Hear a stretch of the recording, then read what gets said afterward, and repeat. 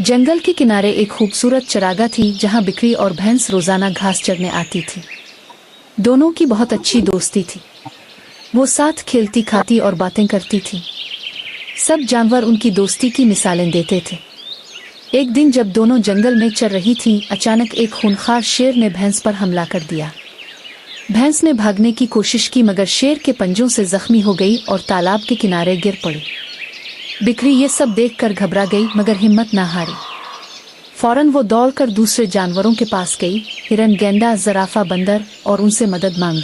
सब ने दोस्ती और हमदर्दी का मुजाहरा करते हुए भैंस को उठाया और लकड़ी की एक कट्टी पर लिटाकर जंगल के अस्पताल ले गए। वहां डॉक्टर उल्लू ने फौरन इलाज शुरू किया। बिक्री दिन रात भैंस की खिदमत में लगी रही। इसने इसे दिलासा दिया, खाना खिलाया और उसका ख्याल रखा। चंद दिनों में भैंस ठीक हो गई। दोनों खुशी खुशी अपने घर वापस आ गईं। सब जानवरों ने उनकी दोस्ती की खूब तारीफ की।